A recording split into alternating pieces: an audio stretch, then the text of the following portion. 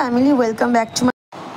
তো ওকে মানে আমরা প্রথমে একটু সত্যি বলতে গেলে ভয় পাচ্ছিলাম যে ও তো এমনি কেক দেখলে মানে প্রচণ্ড আবেগপ্রবণবশত হয়ে যায়। তো যাই হোক, খুব খুশি ছিল। তো আমরা এই দিনটা অনেকটাই অন্যরকমভাবে সেলিব্রেশন করতে চেয়েছিলাম। তো অনেক মানে আমরা পেরে উঠতে পারিনি, মানে আমারও শরীরটা ভালো ছিল না আর ছেলেটারও অনেকটা ঠান্ডা লেগেছিলো। তো আমার খুব ইচ্ছা ছিল যে ওর একেবারে জন্মদিনটা মানে 5 বছর বেশ ধুমধাম করে করবো। এখন করবো না, কেন অনেক ব্যাপার স্যাপার আছে। যাই হোক, ওইসব কথা বাদ দাও। তো অনেক ও বেশ খুশি হয়েছে, ও নিজে কেক কাটিং করলো, করে সবাইকে খাওয়াচ্ছিল, কিন্তু বেচারা নিজের আগে খাওয়ার ইচ্ছা ছিল। তো যাই হোক, বাবা মা সবাইকে দিল। তো চলো দেখতে থাকো তোমরা ব্লগটা।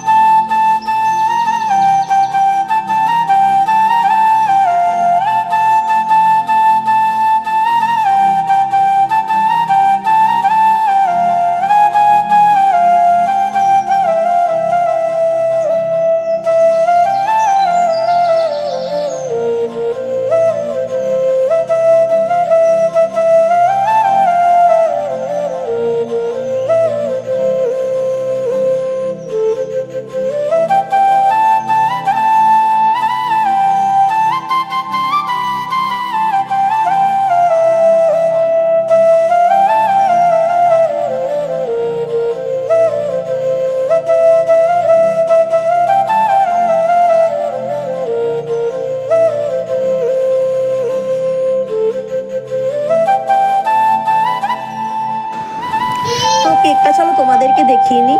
এই কেকটা ওর বাবা নিয়ে এসেছিলো। তো কেকটা প্রচণ্ড টেস্টি ছিল। তো চলো দেখতে দেখতে পরের দিন সকালও হয়ে গেল। আজকে সকালটা মানে প্রথম সকাল থেকে দেখছি খুব মেঘলা ওয়েদার ছিল, আর আমার খুব ভোর ভোর করে ওঠা হয়েছিল, কেন ওর সব রান্নাবান্না ব্যাপারটা ছিল, রান্না করতে আমাদের রাত্রিবেলা ছিল বাইরে। তো চলো তোমাদের একবার ঠাকুর ঘরটা আমার দেখিয়ে নিই। তোমরা সচরাচর যারা আমার ব্লগ দেখে থাকো, তো অবশ্যই আমরা ঠাকুর ঘরের ব্যাপারটা তোমরা সবটাই জানো, আর কীরকম আমি সাজাই গোছাই সবটাই তোমরা দেখেছো। যারা আমার ভিডিও দেখো তাদেরকে তো অবশ্যই অনেক অনেক ভালোবাসা, আর যারা এখনো অবধি আমার ভিডিও দেখোনি তারাও অবশ্যই ব্লগটা আমার দেখো, পাশে থেকো, লাইক দিয়ে। চলো ওর জন্য কী কী রান্না করেছিলাম বলে দিই তোমাদের। এখানে কাতলা মাছ রেখেছিলাম, পটল ভাজা, ঢ্যাঁড়স ভাজা, আলু ভাজা, আর একটা লাল শাক। ও যেহেতু লাল শাকটা খেতে ভালোবাসে এই জন্য রাখা ছিল। আর এইদিকে মাংস করেছিলাম, যেটা খেতে, আর এটা আমার জন্য চাটনি করেছিলাম, যদিও ওটা খাইনি। পাঁপড় ভাজা তোর খুবই প্রিয়। আর একটু পায়েস করেছিলাম ওর জন্য, কেন পায়েসটা যেহেতু মাস্ট। আর ডাল করেছিলাম। আর এখানে ও যা যা খেতে ভালোবাসে সবটাই ওর জন্য দেওয়া ছিল, কিন্তু আমরা যেহেতু ওকে চিপস বলো, ক্যাডবেরি এইসব দিই না, তো ওর জন্য ওটা দিইনি, জাস্ট টক দইটা খাইয়েছি। ও তো মানে খাওয়ার পেয়ে প্রচণ্ড খুশি, সেরকম ও কিছুই খায়নি। ও শুধু মাছ ভাজাটা খেয়েছে, আর ওরা লাল শাকটা যেহেতু আগে করে খেয়ে আসে ওটুকুনি খেয়েছে, তাও অত কিছু খেতেই পারিনি সবটাই। মানে তখন শুধু ওই মানে কী বলবো, পাঁপড় ভাজাটাই বসে বসে খাচ্ছিল। যাই হোক, আমার রুদ্রসোনা খুব খুশি মানে ওর অ্যারেঞ্জমেন্ট দেখে। আর এখানে এটা ঠিক মানে খেতে দেওয়ার আগেরটা ছিল, তো এই ভিডিওটা আমার এডিট করতে গিয়ে একটু আগে পরে হয়ে গেছে। তো এখানে ওকে ঠাকুর মানে ও স্নান টান করে ওকে দিয়ে একটা ওর জন্য ওটা মোমবাতি ধরিয়েছিলাম। তো এটা আমাদের বাড়ির নিয়ম, মানে নিয়ম বলবো না, এটা সব সচরাচর হয়ে থাকে যে আমাদের কোনো শুভ অনুষ্ঠান বা শুভ কাজ বা যে কোনো কাজের ক্ষেত্রে আমরা একটা মোমবাতি জ্বালানোটাকে খুব শুভ মনে করি ঠাকুরের কাছে। তোর জন্মদিন বলে কথা আজকে, তো ওকে দিয়েই মোমবাতিটা ধরিয়েছিলাম। তো ওকে বলেছিলাম যে চলো রুদ্র তুমি একটু ঠাকুরকে করে দাও। যাই হোক, বেচারা যেটুকুনি পেরেছি। তারপরে একে একে আমরা সবাই মিলে ওকে আশীর্বাদ করেছিলাম। ওর বাবা করেছিল, ওর দাদা করেছিল। তো ও তো বেচারা মানে মাজা পেয়ে খুব খুশি। আর ও আগাগোড়াই না একটু মাথার মধ্যে ধান দুব্বো দিলে একটু বেচারার জন্মদিনে ভেবেছিলাম অনেক কিছু করব। তো যাই হোক, মনের মতো মানে যেগুলো প্ল্যানিং করা হয়েছিল সেগুলো সবই হয়েছে, কিন্তু আমাদের রাত্রিবেলা ইচ্ছা আছে যে আমরা রাতের ডিনারটা একটু বাইরে করব। তো জানি না কি হবে। তো তোমাদের তো দেখালামই যা বৃষ্টি হচ্ছে, কি হবে জানি না। তো চেষ্টা তো ইচ্ছা আছে যে ওকে বলেছি তাড়াতাড়ি বেরোবো এবার, ভগবান জানে কি হবে।